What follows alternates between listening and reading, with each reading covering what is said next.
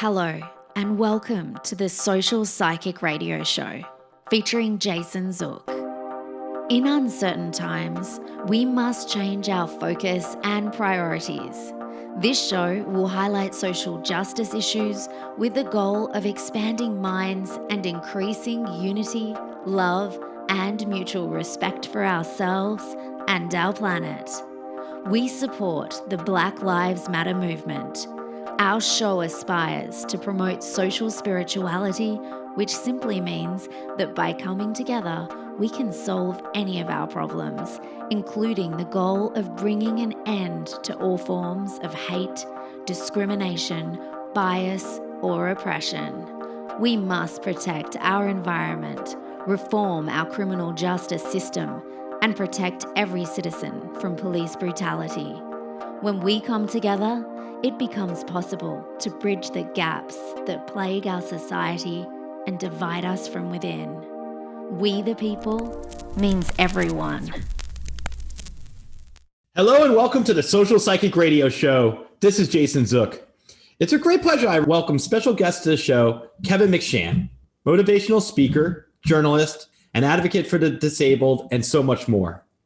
Kevin is a graduate of St. Clair's College of Journalism print and news media program. He has an extensive history of promoting employment equality for individuals with disabilities, most recently as the job developer and enhanced employer support facilitator with the YMCA of Windsor-Essex County. He also continues the effort of promoting inclusion for people with disabilities through his motivational speaking efforts. Kevin worked with the Ontario Chamber of Commerce on the Discoverability Network project in the region of Windsor-Essex. In this role, he was responsible for linking businesses to the Discoverability Network website, an online job matching portal for employers and job seekers with a disability. Kevin was instrumental with the implementation of the We Are Able project. The project was a new innovative initiative in Windsor-Essex aimed to educate local businesses and hiring managers about the benefits of hiring individuals with disabilities. By eliminating the barriers and stereotypes, Kevin helped to create an environment of positive movement towards these individuals gaining competitive employment within our community. The project lasted 13 months and resulted in 28 individuals with disabilities securing employment. Kevin also has experience in the sports journalism industry. Through the Two Man Advantage podcasting website, an endeavor he was involved with for many years, producing over 300 interview and commentary podcasts for the initiative. Kevin has been successful in securing interviews with many prominent and accomplished coaches, athletes, and television personalities in Michigan and Ontario. After graduating, Kevin acquired experience as a multimedia journalist in his role as assignment reporter with CFTV 34. Through his role as a reporter, Kevin gained confidence and notoriety to expand horizons. In 2013, he launched a new business venture called Mobilizing Media Innovations. It's through this company which Kevin can remain an active contributor to the community today. Kevin is a proud recipient of the 2012 Queen's Diamond Jubilee Medal for his commitment to promoting equality for individuals with disabilities. He was also a recipient of a Community Excellence Award from the Community Living Essex. Additionally, in 2015, Kevin was awarded with the Influential Advocate Award from Assisted Living Southwestern Ontario for his work in promoting employment and societal equality on behalf of individuals with disabilities in Windsor-Essex. In October 2014, Kevin's passion for disability awareness issues afforded him the opportunity to hold a press conference at Queen's Park. The platform for the press conference was to compel the Ontario government to make a commitment in setting the tone in hiring of persons with disabilities and creating programs which will encourage businesses and companies to do the same. During the conference, Kevin was clear in identifying that there is an untapped market of individuals with disabilities who have skills, experience, and education. After the press conference, the province of Ontario took immediate and swift action and appointed a special advisor to champion employment opportunities for people of all disabilities in the public and private sectors. Kevin works closely with various groups to bring awareness to employment challenges for individuals and disabilities. Challenging others to reach their fullest potential by maximizing their productivity in life, work, and play is Kevin's primary message as a motivational speaker. Kevin's greatest thrill doesn't come through personal achievement or accolades. It comes from the success and enthusiasm of people he touches along the way. It's with great pleasure that I welcome Kevin to the show. Thanks so much, Jason. I'm thrilled to be here, and thank you for that lengthy and most kind introduction. I'm excited to talk to you today about diversity, equity, and inclusion. Thanks so much for having me. Thank you so much for agreeing to come on the show. And I just have to say, I am thoroughly impressed. And I said this to you off the air, but I want to share this with the audience too. I'm thoroughly impressed with you. Everything you've accomplished in your short life of 32 years, you've done more in your 32 years than I know most people ever accomplish in their 70 or 80 year lifespan. And reading that introduction is something to me that instills in me that you're not slowing down anytime soon. So my first question to you is, where do you see yourself 5 years from now?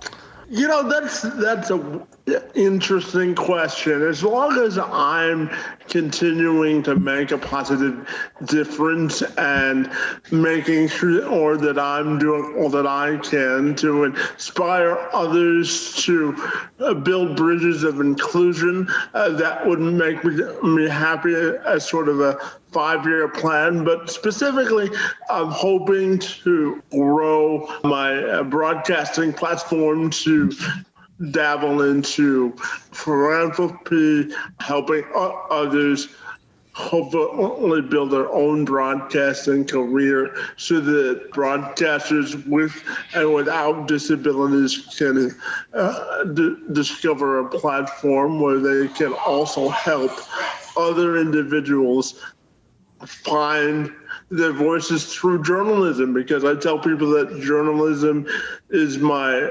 passionate obsession. I love talking to people and having conversations that hopefully make a difference. So building on my journalism career, helping other people start their own journalism career, and continuing to provide individuals with disabilities bridge towards inclusion. So I know that's a long answer, but that's sort of my 5-year master plan there. That's not a long answer at all. That's actually a phenomenal plan. Diversity and inclusion and equality are things that I am very passionate about as well. And I believe that we need to start doing more to promote that and increase awareness of them, I should say, for our society to become a more peaceful place and for people, every member of our society, to have an active role with our lives. And I want to ask you about your role being a disability advocate in the workplace. How did that start? It started through my own personal experience, to be perfectly honest for your audience. I was born with what's called spastic quadriplegia cerebral palsy.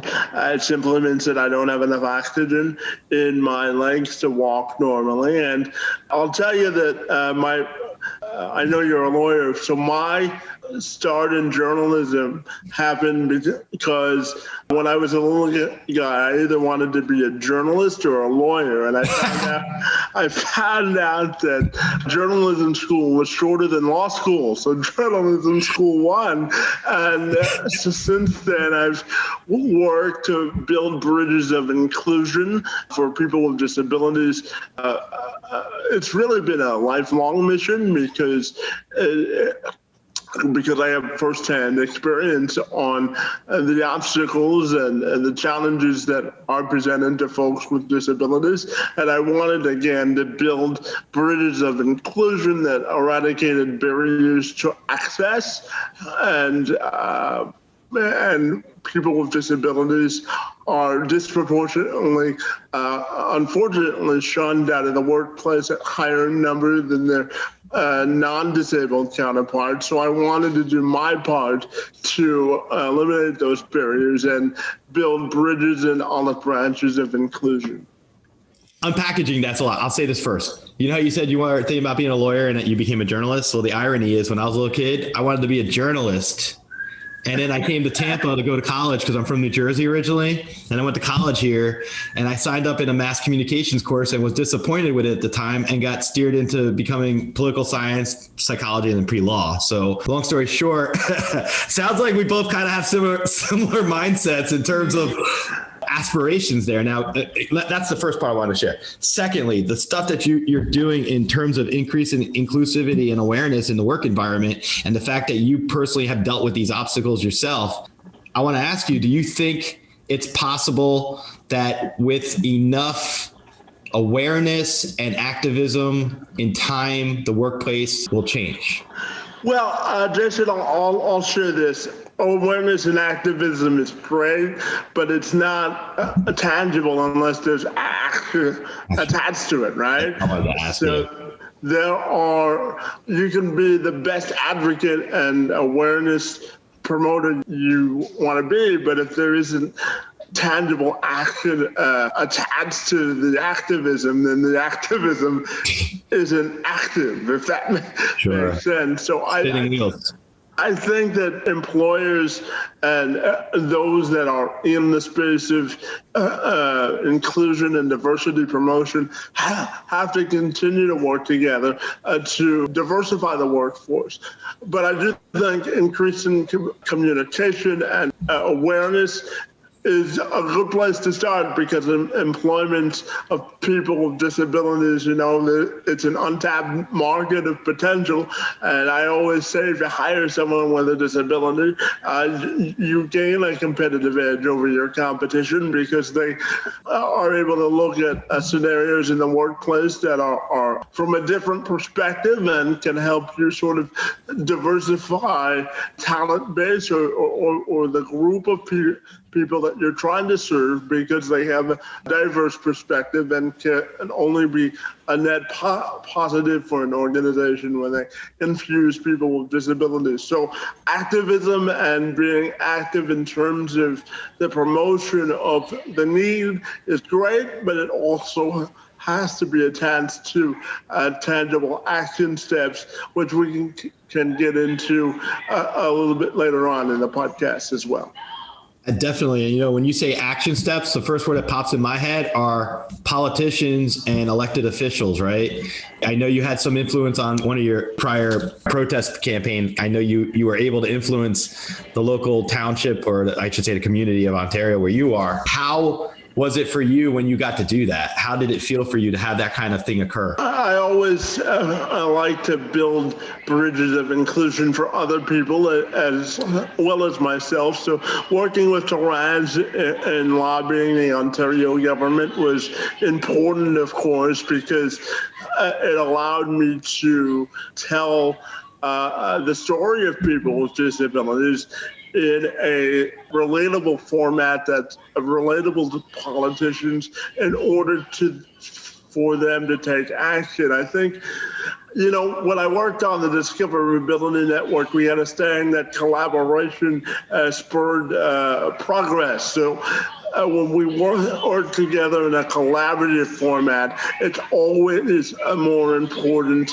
and it always allows more work to be done in a faster manner because we're working towards a common goal. So I think collaboration is also key when we talk about bringing together stakeholders to eradicate unemployment for folks with disabilities. I want to get into your story a little more, because you got into journalism and became very proficient with it. How did you find for yourself the passion to get into podcasting? What made you start doing that? Well, I'll tell you, I used to be an ex-sports reporter, and I knew that I wasn't going to be able to play sports because of my disability. And podcasting is a way for myself and for others with disabilities to communicate a story. I always tell people that everybody deserves a platform to share and divulge their own story. So podcasting for me is an outlet of social interaction, social engagement, and it's also my way of giving back on elevating the issues in society that are important to me.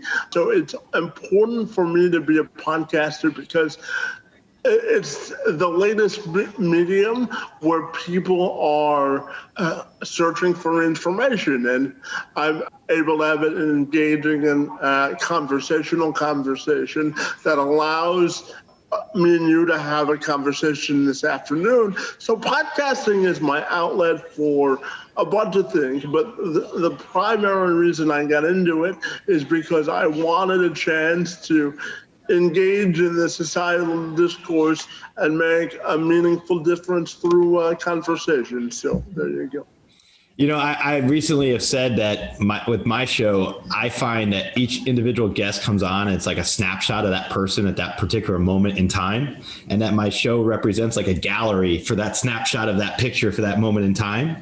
And I feel like with you coming on today to talk about this issue, that we can gauge in the future where things stand in society based on the fact that we're going to try to see some action occurring, hopefully after our podcast and in the future to help change society itself. And I would love to see in the future the opportunity that at some point, we're not only just talking about diversity, inclusion, and equality, but actually seeing progress in real ways to make it happen. And that would be one of my goals in terms of our conversation today, is that this isn't a static conversation, that it actually represents change that can occur through our dialogue to help our audiences.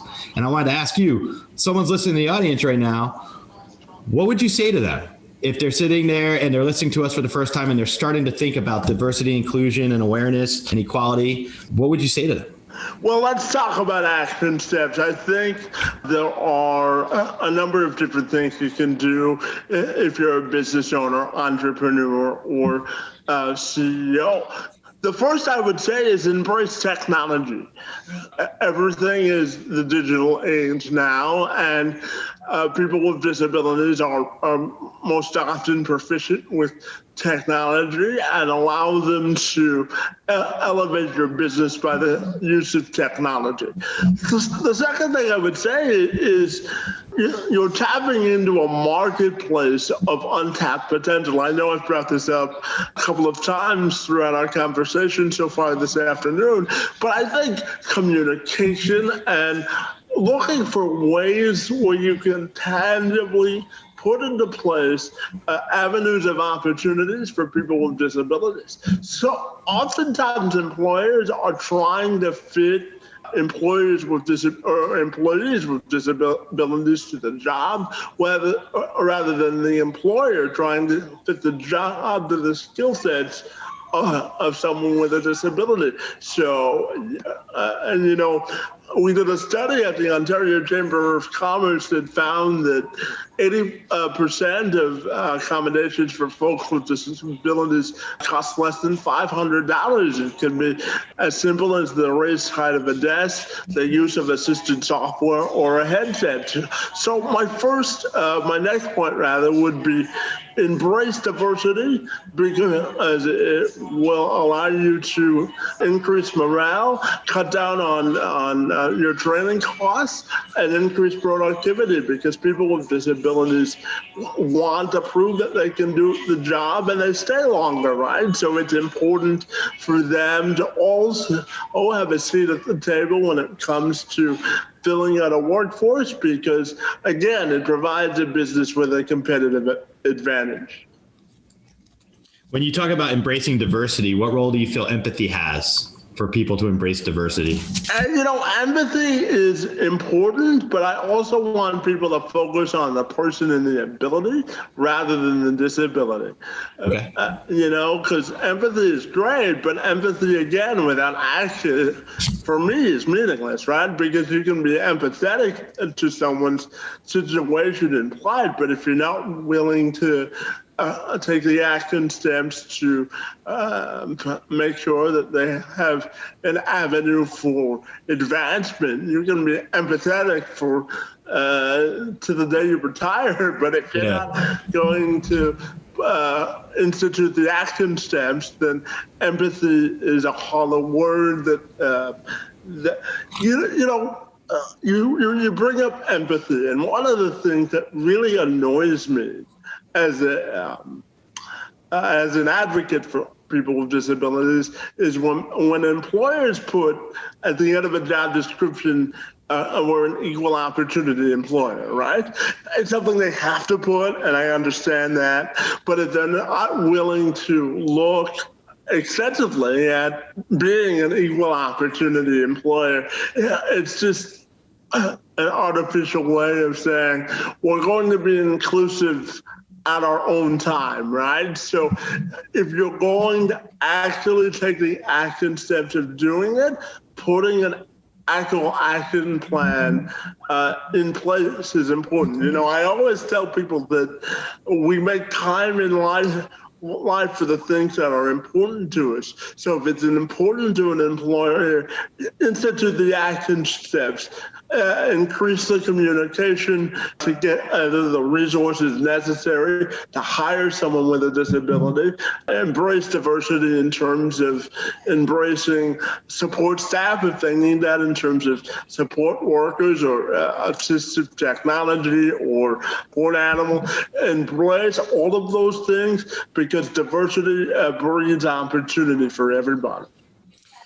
When you were talking about equal opportunity employer and you were describing that kind of a situation where it's just not it's hollow words until they actually implement a strategic plan to help incorporate certain things. One of the things I wanted to raise what you said earlier, you said 80% of changes in the workplace would be under like around $500. Accommodations, yeah. So it's a cost-effective thing. It's not even something like an employer could argue cost would be a hindrance here. It's not something like that at all. It's just changing paradigms, taking action, and putting in the right strategic plan.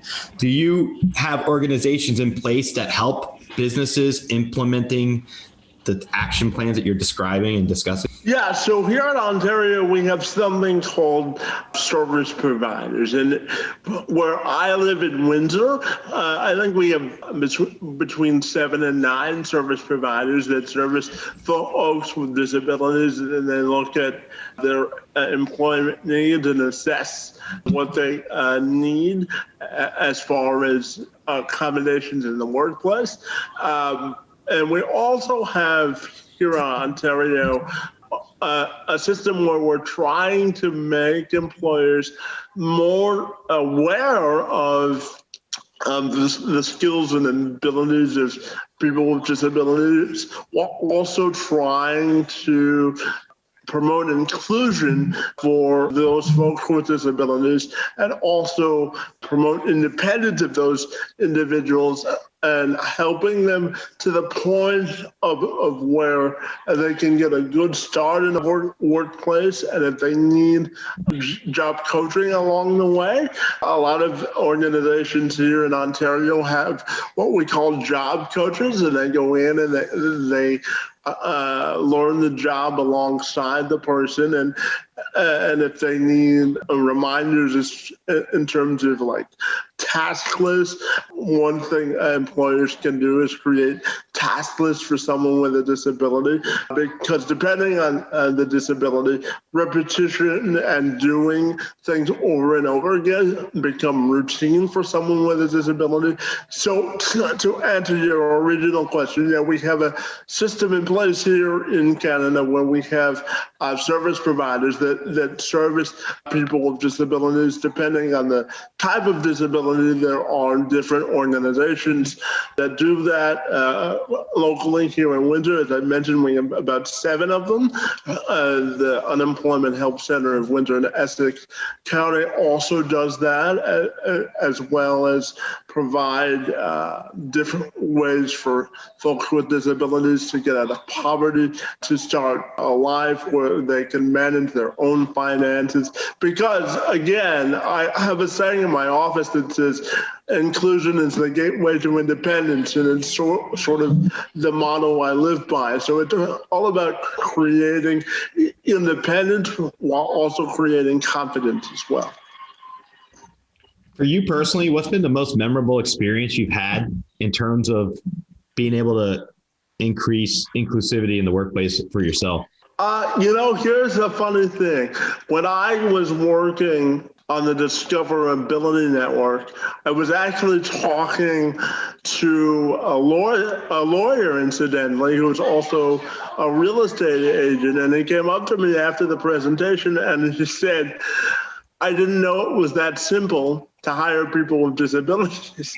And he said, I'm going to do that based on the presentation that he saw today. So again, it's all about giving action steps to people with disabilities to be inclusive in the workplace. So again, for me, it's all about creating action steps, opportunities, and avenues towards inclusion. The other thing I'll tell you is when I was working on the We Are Able project, we worked with a guy, his name's David Berman, and I've told this story before, so David won't get upset with me for telling it here. David runs a company called Mr. May. They're a cleaning service for folks here in Windsor. They go into homes, residential buildings, and all the rest of it to clean and service people's cleaning needs. And when I was working on the We Are Able project, David was actually one of our Gold Star employers. And what I mean by that is David was responsible for hiring 9 of the 28 people that were hired through the initiative. So it's all about working and building bridges of connection. I always tell people that life is a constant game of connection. So the highlight for me is when I can see an employer say, or have an aha moment and say, it's not that difficult, and I need to take the action steps on my own behalf to make sure that I am an inclusive environment. And again, if I can help eliminate those barriers, that's what I think my calling in life is to do. As a journalist, do you feel frustrated at times in the journalism industry with the lack of inclusivity? That is a passionate subject of mine. I will tell you that I think newsrooms have to do a better job of including people with disabilities. You know, I'm one of the first people that the news calls whenever there's a disability advocate issue that they need a sound bite for, right?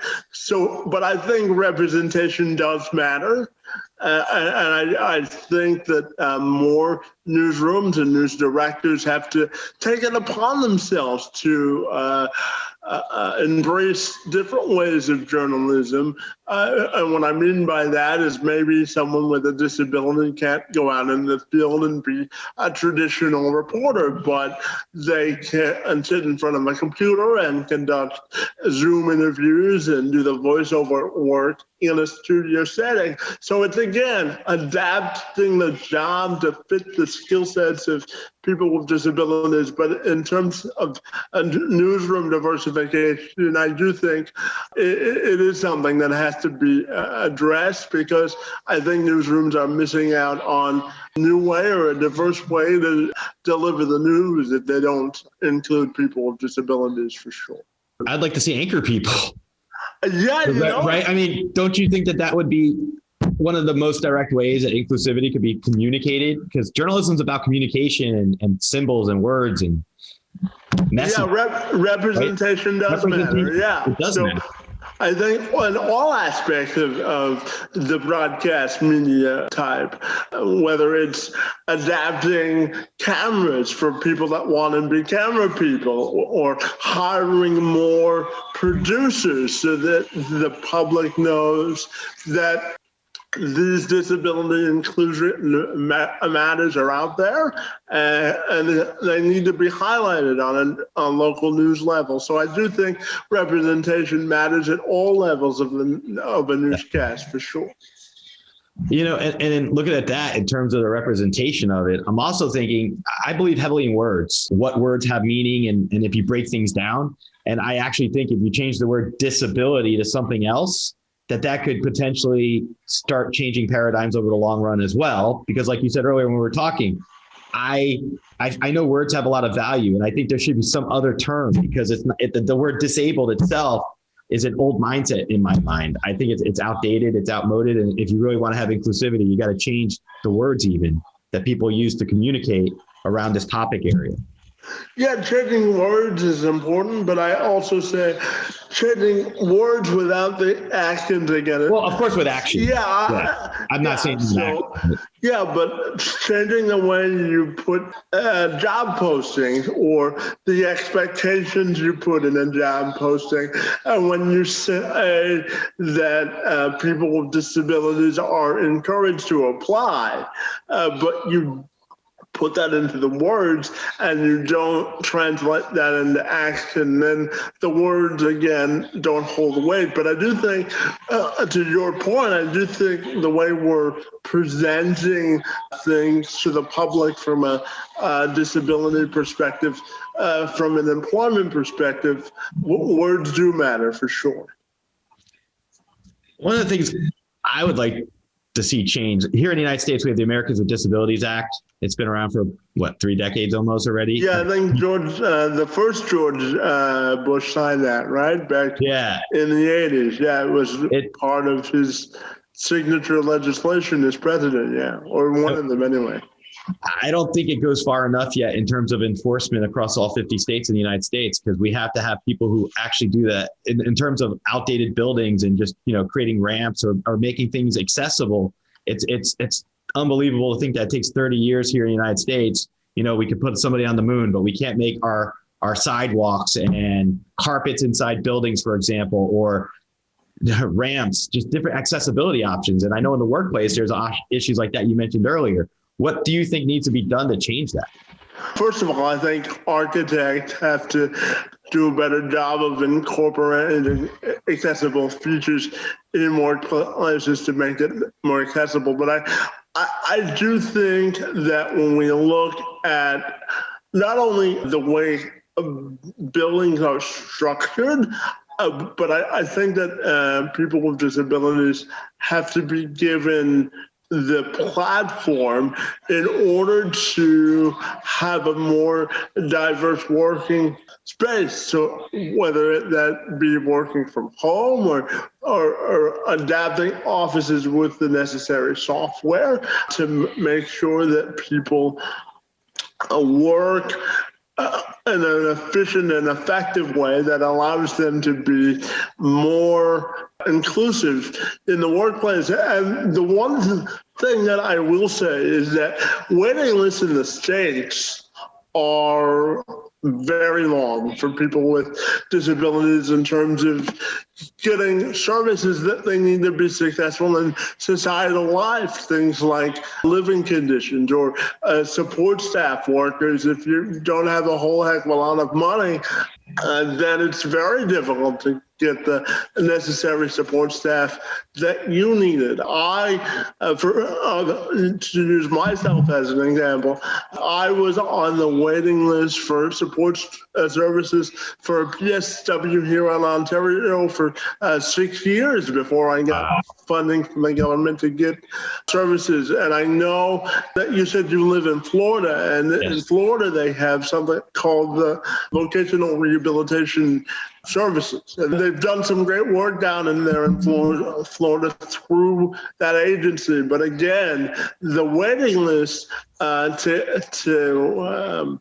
access their services is very long. I know that firsthand because one of my life and career goals is actually to one day move down to Florida to contribute to the journalism discussion down there. But again, the waiting list for services down there, again, are a problem. So I think the government, the private sector, and the public sector have to work together to eliminate barriers to access. And one of the biggest ways they can do that is by eliminating a long wait list for services so that people with disabilities can live a full and wholesome life in and outside of the office. So. A good part of that too, as you were just talking, how about education and training people, right? You had people trained, but how's that working in terms of breaking those barriers and increasing that opportunity? So when I was in journalism school, everybody else had a regular journalism internship, right? And for me, none of the local journalism agencies here wanted to take the risk of bringing me on as an intern. And I needed to complete an internship to graduate college, right? So they came up with making me the local sports reporter for the college newspaper. And that was great. But I think in some respects that it set me back in terms of my journalism career because I didn't have the same opportunities to develop my skills as a journalist when I was preparing to graduate, to take advantage of the opportunities to get fully employed as a journalist. So I do think internships and creating internships are important. I'll give you one more example. I sit on the board of the Family Advisory Board for the John McGiffney Children's Center here in Windsor in Essex County, and that's the local treatment center for folks with disabilities and children from birth to the age of 18 or 21, whenever they reach the age of majority here in Windsor. And one of the things I'm helping the center with is developing a transition to adulthood program, because once you turn 18 or 21, the physical therapy, the occupational therapy, the speech therapy that you're receiving all throughout your education, that stops, right? So one of the things I'm working on with the center is developing a way for the center to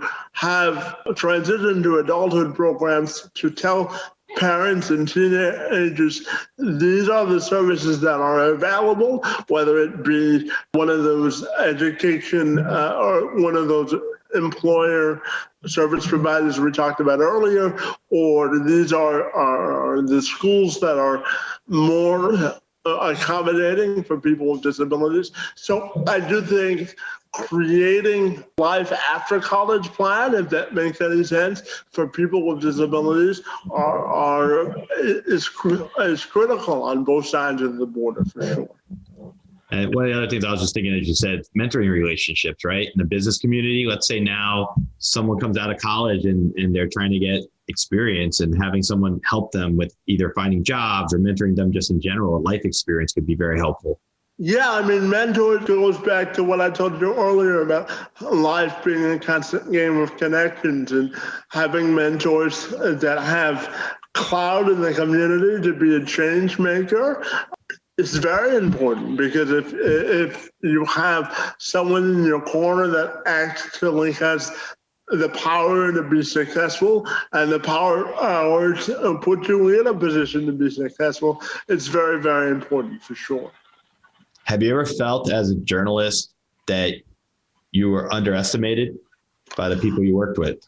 All the time, I think people with How frustrating must that be too, Yeah, I think people with disabilities, I always tell them that they have to work 110% harder than everybody else, because if I'm a disabled person, or they can hire somebody else that can get the job done faster. For example, for people that don't have driver's licenses, it's harder for them to get a job because they don't drive, right? And they have to rely on public transportation. And that's a whole nother issue we can get into about how to increase public transportation options for folks with disabilities, but providing them the opportunity and the space to show their skill sets is an ongoing thing that I'm working on, because I think it's a vital part of progression and inclusion for folks with disabilities in the workforce. Would you say that the private corporate environment is a large piece of the puzzle in helping a lot of these changes that we're discussing today? To a certain degree, because they have the money to do it, right? Yeah. Money equals power, and that money is important in the sense of providing the opportunities for change, whether you have to adapt a building or invest in technology. So again, it goes back to collaboration and partnerships and the importance of promoting inclusion and equality in that sense. So again, a collaboration spurs progress for sure. You know, when I worked on the Discoverability Network, the slogan for the project is seize the opportunity to advance your business. And again, it goes back to the power of collaboration to get things done. I'm going to ask you something for a second, and this is why you were talking just now. I just have to ask you, have you ever thought about doing video production for yourself with a project? Like being involved with a video production company where you put your ideas and they create a film or video that helps to get, as you were talking, as a psychic, I get stuff when a guest comes on. And that's one thing I was just going to ask you, because I see that being very successful for you. There's going to be a video production project you get involved with through journalism. I always say anybody that wants to write me a paycheck, I don't turn it down, right? Well, there's something you're getting involved in the future. I feel that you're going to find it's going to be with a video production company. It's going to be a very successful project you do, and it has something to do with exactly everything we're discussing. But I see that as something of the future project next year, probably. I mean, I never turned down an opportunity for a career advancement, whether it's be for myself or helping somebody else to do it. So it may be in my.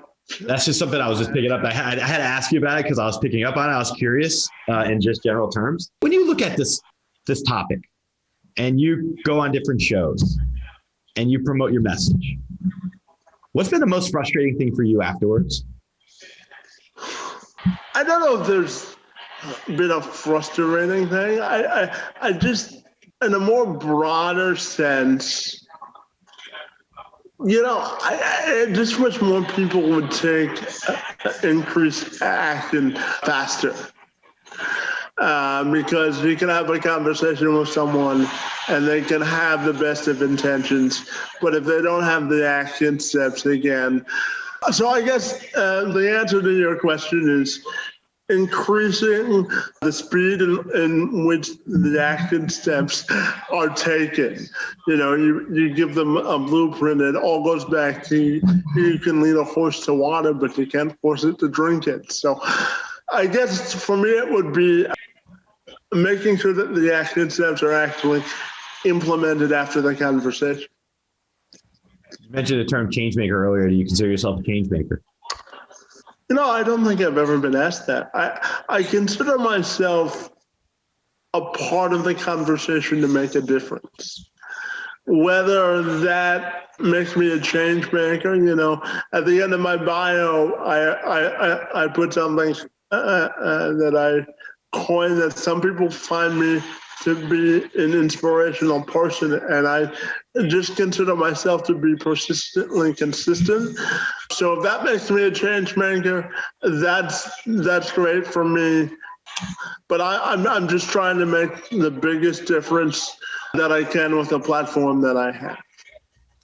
If our audience wanted to find out about you and learn about getting more involved, where would you direct them to? Check me out on LinkedIn. All my stuff is posted there. If you want to check out the podcast, which is called Let's Have This Conversation, all you got to do is find it on Apple and where all your podcasts are displayed and distributed. You can also email me. My email is my last name, which is MCSHAN. Kevin@gmail.com. But yeah, LinkedIn, a YouTube channel for the podcast. Just let's have this conversation. If you type that in and type my name in afterwards, you can find my stuff and you can email a podcast directly. My Twitter handle is McShan819 and my Instagram handle is McShan81509, and that's probably the best way you guys can get in contact with me. I appreciate you sharing your information with us. I want to ask you this. Who's been the most influential figure in your life and why? Oh, that's an interesting question. besides my family, I'll give you a couple of examples. So I have an identical twin brother who was also born with cerebral palsy, but he grew out of his cerebral palsy. So Keith and I are a minute apart. So Keith is one of my influential role models. I also consider a guy named Ryan Peters, who was my student representative council coordinator when I was in college. He's been a rock for me over the last 11 years that I've graduated college from. So Ryan's one of my role models. One of my journalism role models is actually the radio voice of the Detroit Lions. Dan Miller and I are good friends. So I have a whole bunch of role models, and I'm hopeful that my story can influence others to take action. And the last story I'll share with you, Jason, just before we wrap this up, it was my second to last year of elementary school. Back in 1998, I had just come back from London at the Thames Valley Children's Hospital, where all my leg surgeries were performed. And Dr. Tim Carey had told my parents that that was my last leg surgery. And there was probably a good possibility that I would never be able to walk without a walker or without assistance. So I came back to school, and the guidance counselors and the administration at my elementary school called me into the vice principal's office at the time. The vice principal's name was Clair College at the time, and she told me that the scope of my imagination and possibilities are only limited based on my own limitations that I placed on myself. Because at the time, your parents tell you that you're probably never going to be able to walk. And then you have a decision to make on which direction you want to take your life. And I care Principal Crawley for having that belief in me to really chart the course of inclusion is the gateway to independence mantra that I've created for myself. So those are sort of my life philosophies and where I get my life philosophy from. Fascinating story to hear that, because when you're being told that, I believe that personally, that you are your limitations. What you believe in your mind can limit your own accomplishments in life. But if you see untapped potential, if you see yourself with no limits and you're realistic about it and you implement things, you could really break out of any type of perceived comfort zones and really change and grow. And have you found from your own personal life experience that other people you've interviewed, other influential figures, that you see a common theme like that, is that you have to think about it in order to make it happen, kind of thing, and have an open, no holds barred approach? Yeah, again, it goes back to the fact that we all make time in life for the things that are important to us. So I tell people, if they want to take action, then just do it.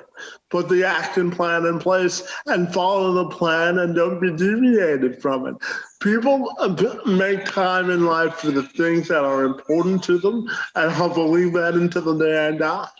So I do think a prioritization of the things that are important to us lead to increased opportunities to be successful. So absolutely.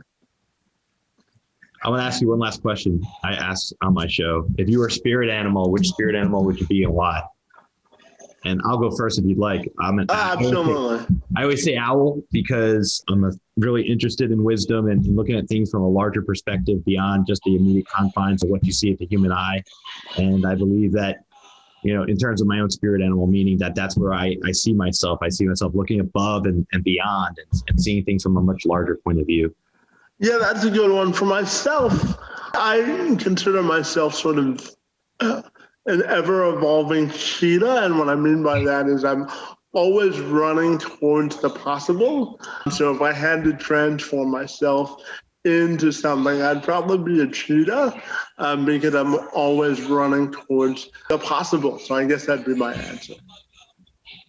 Kevin, I want to thank you for coming on the show today and sharing your message, inclusivity, and taking an action plan and making a difference in the work environment, advocating for the disabled, and just helping to make changes in our society in your own way, and doing everything you're doing with print journalism and podcasting. I think everything you've established in your life is I feel you're a trailblazer. Whether or not you see yourself as one, I see you as a trailblazer.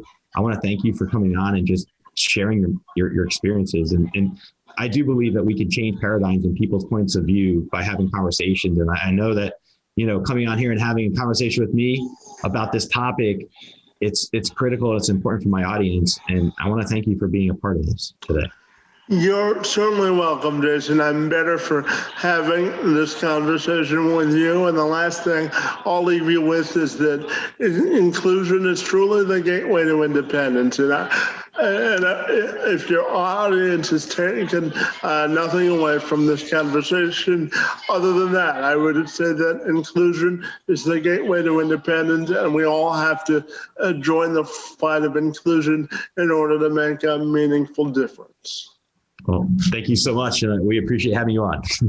You're welcome. Thanks for the opportunity, buddy. Thank you. Thank you for listening to this episode of the Social Psychic Radio Show.